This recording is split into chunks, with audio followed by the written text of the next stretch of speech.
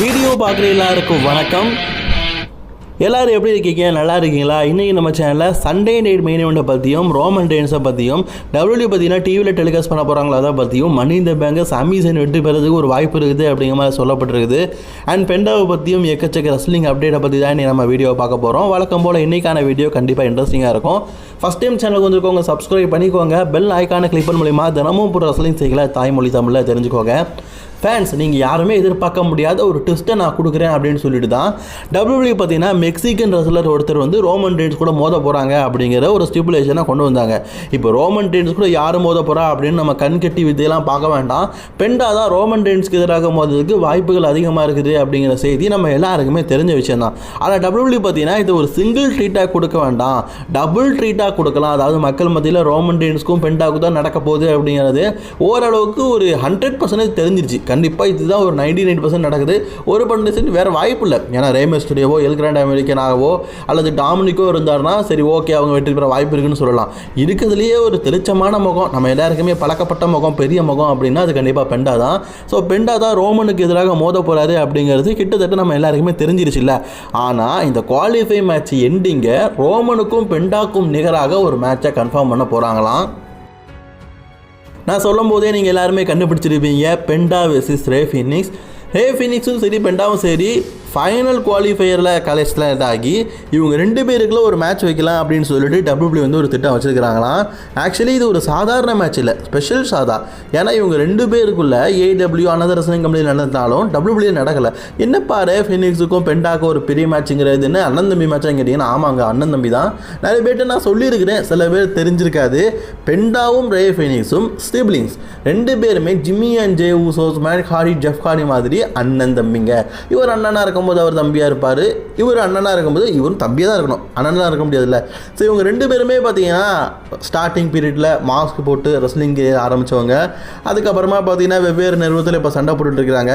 என்ன தான் வெவ்வேறு நிறுவனத்தில் சண்டை போட்டாலும் அண்ணன் தம்பி அப்படிங்கிற உறவு முடியாது.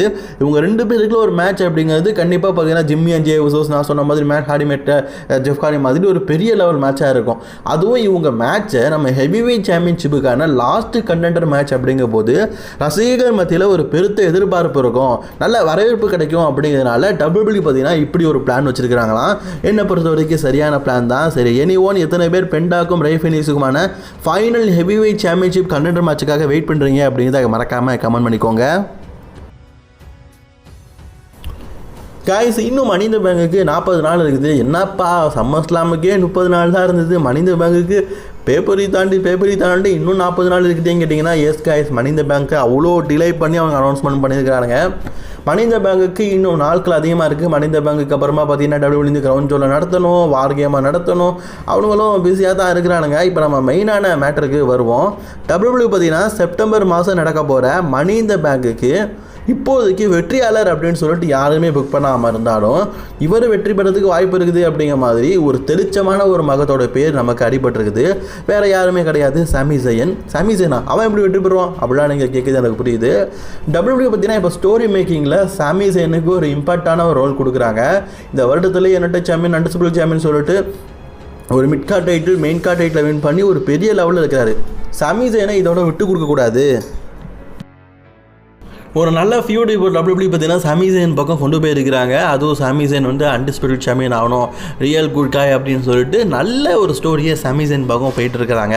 இப்போ சாமி ஜெயின் அவர் மணி இந்த பேங்கை வெற்றி பெற்றா பல விதத்தில் டபிள்யூடபிள்யூக்கு லாபம் தான். ஏன்னா சவுதி அரேபியாவில் டபிள்யூ வந்து ரெஸ்ல்மேனியா நடத்த போகிறாங்க. ஸோ அதில் ஒரு கேஷிங் பண்ணலாம், அல்லது இடைப்பட்ட நேரத்தில் கேஷிங் பண்ணலாம், இவர் சாம்பியன்ஷிப்புக்காக மோதலாம். சாமி ஜெயினுக்கு மக்கள் மத்தியில் ஒரு ஹீல் கேரக்டருக்கு ஒரு நல்ல வரவேற்பு இருக்குது, அது டிஃப்ரெண்ட்டாக இருக்குது. அப்படிங்கிற மாதிரி பலவித காரணங்கள் சாமி ஜெயினுக்கு ஆதரவாக இருக்குது. சாமி ஜெயின் இந்த 2026 மணி இந்த பேங்கை வெற்றி பெறதுக்கு வாய்ப்பு இருக்குது அப்படிங்கிற மாதிரி சொல்லப்பட்டிருக்குது. ட்ரிக் வில்லியம்ஸ் இல்லையாப்பா அப்படின்னு கேட்டிங்கன்னா ட்ரிக் வில்லியம்ஸ் ஃபஸ்ட்டு இப்போ தான் வந்திருக்கிறாரு. சீனியர் அடிப்படையில் கண்டிப்பாக சாமி ஜெயினுக்கு கொடுக்க வேண்டியது தான். சரி, 2026 மணி இந்த பேங்கை சாமி ஜெயின் வெற்றி பெற்று அவர் சிஎம் பங்கிட்டு இருக்கிற சாம்பியன்ஷிப் அகைன் கேஷிங் பண்ணி அவர் சாம்பியன் ஆனால் எப்படி இருக்கும் அப்படிங்கிற உங்களோட கருத்துக்களை மறக்காமல் கமெண்ட் பண்ணிக்கோங்க. வழக்கமாக சாட்டர்டே மெயின் ஈவெண்ட் அப்படின்னு ஷோ நடத்துவாங்க. ஆனால் இந்த தடவை பார்த்தீங்கன்னா நாங்கள் ஞாயிற்றுக்கிழமை ஷோ நடத்துகிறோம்டா, அதுவும் கோடி ரோட்ஸோடைய சொந்த ஊரில் நடத்துகிறோம்டா அப்படின்னு சொல்லிட்டு WWE பார்த்தீங்கன்னா சண்டே நைட் மெயின் ஈவெண்ட் அப்படிங்கிற ஷோவை முதலாக நடத்துகிறாங்க. இந்த சண்டே நைட் மெயின் ஈவெண்ட்டையும் பார்த்தீங்கன்னா WWE வந்து வழக்கம் போல் அதே ஃபார்மேட்டு தான் நெட்ஃப்ளிக்ஸ் வந்து டெலிகாஸ்ட் பண்ண போகிறது கிடையாது. இந்த ஷோக்காக WWE பார்த்தீங்கன்னா ஒரு சில நல்ல மேட்சஸ்லாம் கன்ஃபார்ம் பண்ணிட்டு வராங்க. மக்கள் மத்தியில் பெருத்த எதிர்பார்ப்பும் இருக்குது. WWE பார்த்தீங்கன்னா இந்த சண்டே நைட் மெயின் ஈவெண்ட்டை சோனி ஸ்போர்ட்ஸ் நெட்வொர்க்கில் பார்த்தீங்கன்னா டெலிகாஸ்ட் பண்ணுறாங்க. இதுதான் இருக்கிறதுலே மிகப்பெரிய ஹைலைட்டான விஷயம். WWE பார்த்தீங்கன்னா இந்த சண்டேக்கு அடுத்த சண்டே செப்டம்பர் 6 கரெக்டாக வரும்னு நினைக்கிறேன். ஸோ அன்னைக்கு WWE பார்த்தீங்கன்னா சோனி ஸ்போர்ட்ஸ் நெட்வொர்க்கில் சோனி ஸ்போர்ட்ஸ் நெட்வொர்க் 4 கூட நமக்கு தமிழில் டெலிகாஸ்ட் பண்ணுறாங்க. காலையில் 5:30 மணிக்கு பார்த்தீங்கன்னா அந்த ஷோவை டெலிகாஸ்ட் பண்ண போகிறோம் அப்படிங்கிறத சொல்லியிருக்கிறாங்க. வழக்கமாக சாட்டர்டே மெயின் ஈவெண்ட்டை பார்த்தீங்கன்னா WWE வந்து யூடியூப்லையோ அல்லது இதுலையோ நமக்கு இந்தியாவில் டெலிகாஸ்ட் பண்ண மாட்டாங்க. அதர் கண்ட்ரியில் யூடியூப்பில் டெலிகாஸ்ட் பண்ணுவாங்க. ஆனால் இந்தியாவில் பார்த்தீங்கன்னா சோனி ஸ்போர்ட்ஸ் நெட்வொர்க் கூட ஏதாவது ஒரு டீலிங் வச்சுருக்கணும் அப்படிங்கிறதுக்காக WWE பார்த்தீங்கன்னா இப்படி ஒரு அனௌன்ஸ்மெண்ட்டை சொல்லியிருக்கிறாங்க. சரி, இந்த சாட்டர்டே மெயின் ஈவெண்ட்டில் ரோமனுக்கு மேட்ச் இருக்குமா அப்படின்னு நிறைய பேர் கேட்குறீங்க. இதுவரைக்கும் கன்ஃபார்ம் பண்ணிக்கிற 3 மேட்சஸில் கண்டிப்பாக WWE பார்த்தீங்கன்னா ரோமனுக்கு ஒரு மேட்ச் கொடுக்கல அப்படிங்கிறது ஒரு குறை தான். ஏன்னா அவங்க ஃபஸ்ட் டைமாக ஒரு புதிய முயற்சி எடுக்கிறாங்க அப்படிங்கிற பட்சத்தில் கண்டிப்பாக ரோமனுக்கு ஒரு மேட்ச் இருக்கும் அப்படிங்கிற எதிர்பார்ப்பு ரசிகர்கள் மத்தியில் பெரிய லெவலில் இருந்தது. ஆனால் WWE பார்த்தீங்கன்னா இது வரைக்கும் ரோமனுக்கு மேட்சை கன்ஃபார்ம் பண்ணலை. ரோமன் ரெயின்ஸுடைய ஷெடியூலில் சண்டே நைட் மெயின் ஈவெண்ட் இல்லை அப்படிங்கிறத தாண்டிலும் அவர் இருக்க வாய்ப்பு இருக்குது அப்படிங்கிற செய்தி இருக்குது. ஏன்னா ரோமன் ரெயின்ஸ் இப்போ பிஸியாக இருக்கிறாங்க. அடுத்தடுத்த ஸ்டோரிக்கு அவர் ரொம்ப பிஸியாக இருக்கார். இப்போ சண்டே நைட் மெயின் ஈவெண்ட்டில் அவருக்கு ஒரு மேட்ச் வைக்கணும் அப்படின்னா யார் கூட வைக்கலாம்னா உலகநாதே நம்ம அண்டாவா என் சோலோ சிக்காவை கூட வைக்கலாம். சோலோ சிக்காவா இப்போ பீக் லெவலில் இருக்கிறாருங்க. பர்ஃபார்மன்ஸை பிச்சு போட்டு அவருக்கு ஒரு புது பேர் வச்சுருக்காங்க. என்ன பேர் தெரியுமா? சோலோ டோலோ டிக்காவா. மோட்டு பொட்டுலில் இருக்கிற டோலு போலுமா இருக்குல்ல, ஒரு சோட்டா பீமா. சரி, இந்த மாதிரி ஒரு சூப்பரான பேரை WWE பார்த்தீங்கன்னா இப்போ சோலோ சிக்காவுக்கு வச்சுருக்கிறாங்க, சோலோ டோலோ டிக்காவான்னு. அது மட்டும் இல்லாமல் அவரோட கேரக்டரு, அவர் பண்ண விஷயம் ஒவ்வொன்றுமே பார்த்தீங்கன்னா கைத்தட்டு வரவேற்கிற மாதிரி இருக்குது. சோலோ சிக்காவா இப்போ பீக் லெவலில் இருக்கிறாரு, அல்ட்ரா பீக் லெவலில் இருக்கிறாரு அப்படின்னு கூட நம்ம சொல்லலாம். இந்த மாதிரி சிச்சுவேஷனில் நம்ம சோலோ சிக்காவுக்கும் ரோமன் ரெயின்ஸ்க்கும் ஹெவி வெயிட் சாம்பியன்ஷிப், அதுவும் ரோமன் ரெயின்ஸ் ஹீல் கேரக்டராக இருக்காரு, சோலோ சிக்காவா ஃபேஸ் கேரக்டர் இருக்காரு. இதை விட ஆச்சரியமான விஷயமே இல்லை. இப்படி ஒரு மேட்சை வச்சா நல்லா இருக்கும் அப்படிங்கிற காரணத்தினால WWE பார்த்தீங்கன்னா இந்த மேட்ச் பக்கம் போக வாய்ப்பு இருக்குது. பட் ஆனால் இந்த சண்டே நைட் மெயின் ஈவெண்ட் நடத்துவாங்கன்னு டவுட் தான். ஆனால் மனித பேங்குக்கு WWE பார்த்தீங்கன்னா மேபி எனக்கு தெரிஞ்சு LA நைட்டையோ சோலோ சிக்காவையோ புக் பண்ண வாய்ப்பு இருக்குது. மேபி LA நைட்டு தான் மனித பேங்கில் மோதுறாரு அப்படிங்கிற பட்சத்தில் இடைப்பட்ட ரால WWE பார்த்தீங்கன்னா ரோமன் ரெயின்ஸுக்காக ஒரு மெக்சிகன் ரெஸ்லராக மோத வைக்க போகிறாங்க. அது பெண்டாவேன்.